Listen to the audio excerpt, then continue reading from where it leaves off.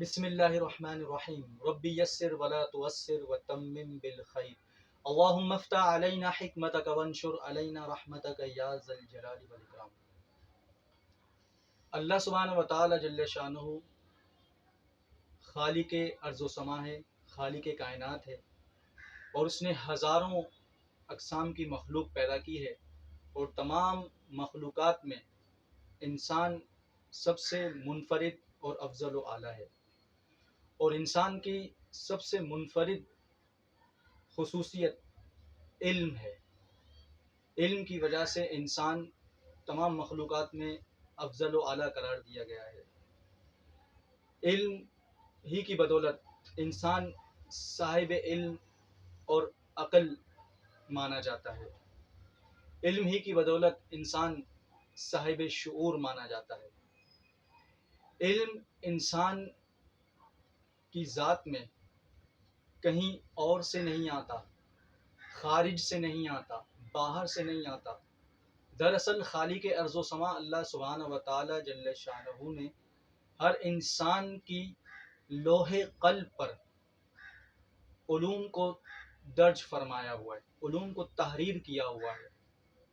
جب ایک طالب علم اپنے استاد کے سامنے جاتا ہے تو کتاب میں ان حروف اور الفاظ کا مشاہدہ کرتا ہے، اور استاد کی زبانی ان حروف اور الفاظ کے تلفظ کو سنتا ہے، اور جب بار بار تکرار سے ان الفاظ کو سماعت کرتا ہے اور آنکھ سے ان الفاظ کا مشاہدہ کرتا ہے، تو اس طریقے سے اس لفظ کے بارے میں انسان کی یادداشت اور میموری میں وہ لفظ راسخ ہو جاتا ہے، بیٹھ جاتا ہے، اور انسان کی قلب کی اسکرین سے دماغ کی اسکرین پر منتقل ہو جاتا ہے، لوح قلب سے دماغ پر منتقل ہوتا ہے، اور وہ لفظ انسان کی یادداشت کا حصہ بن جاتا ہے۔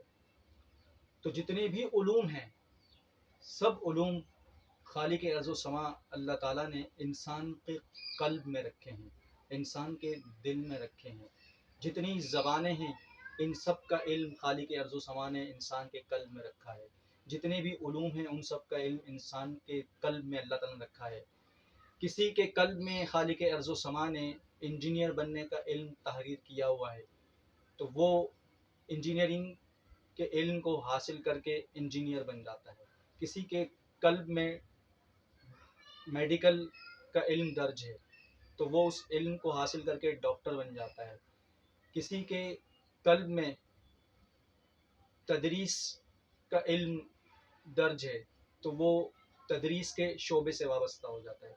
جتنے بھی شعبہ ہائے زندگی ہیں، ان سب کا علم خالق ارض و سما نے انسان کے قلب میں تحریر کیا ہوا ہے۔ استاد اور کتاب کے ذریعے سے اس کا ریویژن ہوتا ہے، یاد دہانی ہوتی ہے، اور تکرار کے ذریعے سے انسان اپنی لوح پر لکھی تحریر کو کتاب کے الفاظ کی صورت میں پڑھ لیتا ہے اور اپنے دماغ میں راسخ کر لیتا ہے، اور وہ اس کی یادداشت کا حصہ بن جاتا ہے۔ اس طرح ایک طالب علم صاحب علم بن جاتا ہے، اور اپنی دلچسپی کے علم کو حاصل کر کے اپنی منزل مقصود تک پہنچ جاتا ہے۔ کوئی انجینئر بن جاتا ہے، کوئی ڈاکٹر بن جاتا ہے، کوئی پائلٹ بن جاتا ہے، کوئی سائنسدان بن جاتا ہے، کوئی معلم بن جاتا ہے۔ تو یہ سارے علوم خالق ارض و سما نے انسان کے وجود میں تحریر کر دیے ہیں۔ انسان کے سینے میں جو لوح قلب ہے، اس میں خالق ارض و سما نے تحریر کیے ہیں۔ اسکول، مدرسہ، کالج، یونیورسٹی میں جا کر انسان ان علوم کی یاد دہانی کرتا ہے، اور اپنے قلب سے دماغ کی اسکرین پر منتقل کرتا ہے، اور اس طرح سے ان علوم کو سیکھ لیتا ہے۔ حقیقت میں یہ سارے علوم اللہ سبحانہ و تعالی جل شانہ کے عطا کرتا ہے۔ تو علم انسان کی امتیازی شان ہے، علم ہی سے انسان کی پہچان ہے، اور اس علم کے نور سے خالق ارض و سما اللہ سبحانہ و تعالی جل شانہ نے آراستہ اور پیراستہ فرمایا ہے۔ اس لیے کسی انسان کو بھی اپنے علم پر غرور اور فخر نہیں کرنا چاہیے، کیونکہ یہ سارے علوم خالق ارض و سما نے عطا فرمائے ہیں۔ انسان کو جو بھی مقام و مرتبہ ملا ہے علم کی بدولت ملا ہے تو وہ خالق ارض و سما ہی کی بدولت ملا ہے، کہ اگر اللہ سبحانہ و تعالی جل شانہ انسان کے قلب میں علم کو نہ رکھتا تو کوئی بھی شخص صاحب علم نہ ہوتا، کوئی بھی شخص صاحب ہنر نہ ہوتا۔ تو علم و ہنر انسان کی لوح قلب پہ تحریر ہے۔ ہمیں چاہیے کہ ہم خالق ارض و سما اللہ سبحانہ و تعالی جل شانہ کا ذکر کریں، اس کا شکر کریں اور اس کی اخلاص سے عبادت کریں کہ اس نے ہمیں بے شمار صلاحیتیں عطا فرمائی۔